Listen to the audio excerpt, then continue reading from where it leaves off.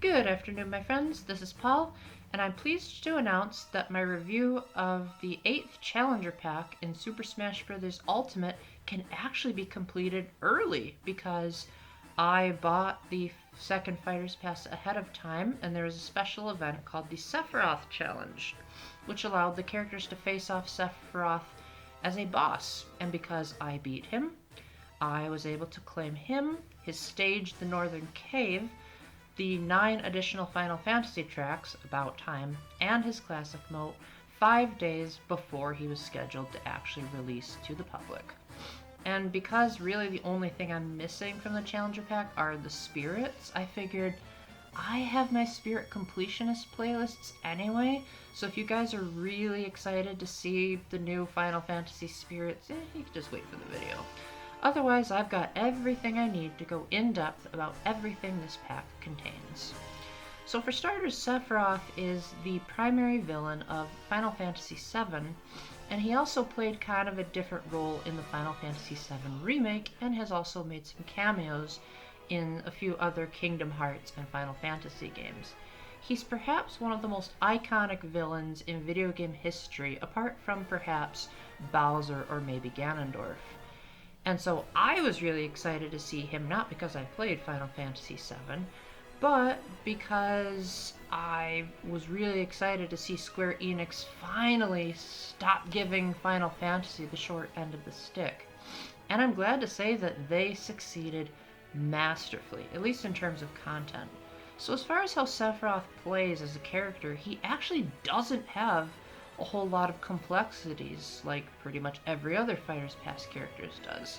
He's more or less pretty straightforward, a sword user with ranged attacks every now and then.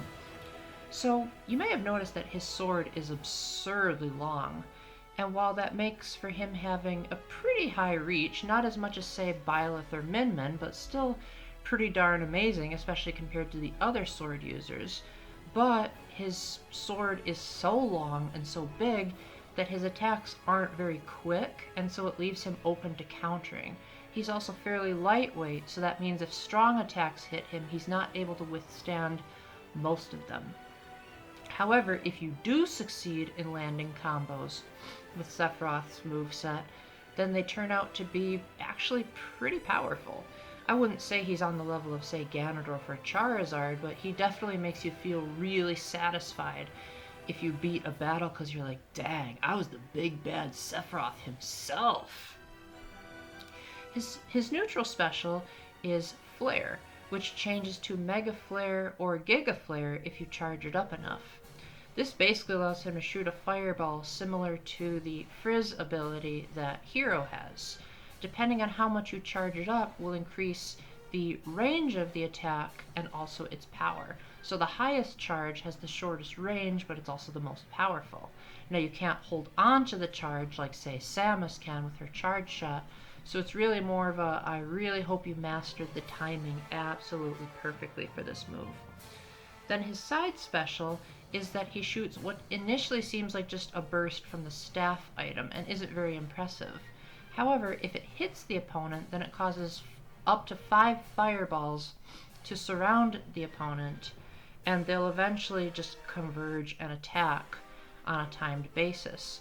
Now these can be shielded and absorbed, but it's often hard to do that in the midst of battle. This is actually one of the few attacks of Sephiroth that doesn't require an insane amount of timing, but it also doesn't do that much damage initially, so it's really more of a plan out your moves in advance kind of thing, like if you're my brother playing a chess game. For his up smash, he actually sort of does a combination of the Star Fox team's fire, insert animal's name here, and the rapid slash that the Fire Emblem sword fighters do, where he'll hurl himself in a direction while rapidly slashing his sword a whole bunch. This allows for both a great recovery option, especially as you can charge it to make it more effective, and it also allows for Sephiroth to get multiple hits in and just look really darn cool.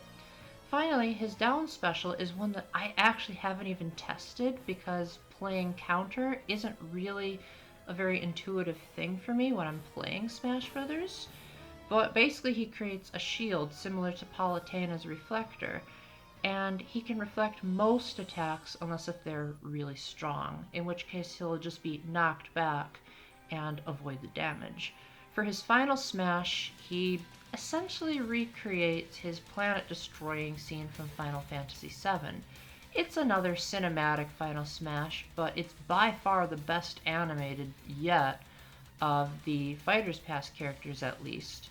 And instead of automatically launching opponents super far like most of them do, instead it causes a variety of random special effects to land on whatever characters were caught in the blast. These can range from a whole bunch of things, including reversed controls, sleep, and dizziness. So it's nice to see a final smash that should be overpowered, but isn't. Then, for his stage, the Northern Cave, it's actually a really simple stage. It's just a Final Destination-esque super long platform, and then you also have two small platforms on the edges. So it's kind of like Small Battlefield or Smashville in a sense.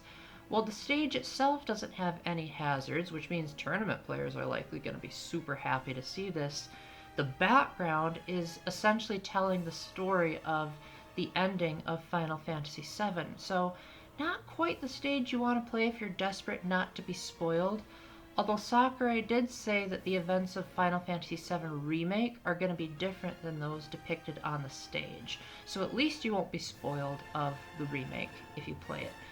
Overall, as someone who has never played the game but has seen like how blocky and ugly the original release looked, this is absolutely mind-blowing. It really shows off how HD can totally transform an old game. And not only that, but because the stage doesn't have any hazards, I can see this being a new favorite of just about anyone. For his music, in addition to the 2 existing Final Fantasy tracks, you also get 9 more which can be played on both the Midgar and Northern Cave stages.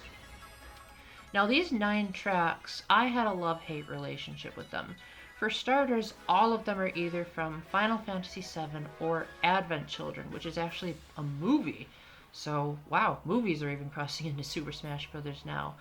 And honestly, I can sum up all of them by saying the original songs were all pretty terrible, with the exception of One Winged Angel, which was tolerable. But all of the remakes, of which there were 4, were spectacular. And I would even go so far as to say they're some of the best songs in Super Smash Bros. Ultimate, at least in terms of remakes. And I didn't think Square Enix would allow their songs to be remixed, but no, they managed to surprise me just fine. And even though I haven't played Final Fantasy, I still felt a sense of wonderment and awe from them just as longtime players would, which is the sign of an incredible remake. Now, as far as Sephiroth's classic mode route, this is also really easy to explain because it's none other than a boss rush, which actually still doesn't exist in the main game, unless if you know where to look, if you know what I mean. So a couple of fans are speculating like, oh, will every character be able to do a boss rush soon? So yeah, as expected, you face all of the bosses in chronological order, and you end with a fight against Master and Crazy Hand on an Omega version of Northern Cave with the original version of One Winged Angel playing. Honestly, I kind of wish that the versions of One Winged Angel that they included were the ones based on Dissidia Final Fantasy, as both of these are either too rockish or too MIDI for my tastes. Also, no Final Fantasy 15 music? That soundtrack was spectacular. Overall, besides my gripes about the music being hit or miss in terms of the originals being terrible and the remakes being incredible, I loved playing as Sephiroth, and I can see him as potentially being a new main. I'm really excited for the future of Final Fantasy Spirits and how maybe that can inform me of how the game is supposed to be. And I think the stage is a nice compromise for people who don't want something going completely crazy in terms of gimmicks and just want a nice, simple, relaxing time with a wonderful background. I definitely hope that the next characters will have much better music, but apart from that, I think Sephiroth is well deserving of the $6. He looks like he's an iconic villain, and it kind of makes me want to play Final Fantasy VII Remake if it ever comes to the Switch or whatever Nintendo system comes next.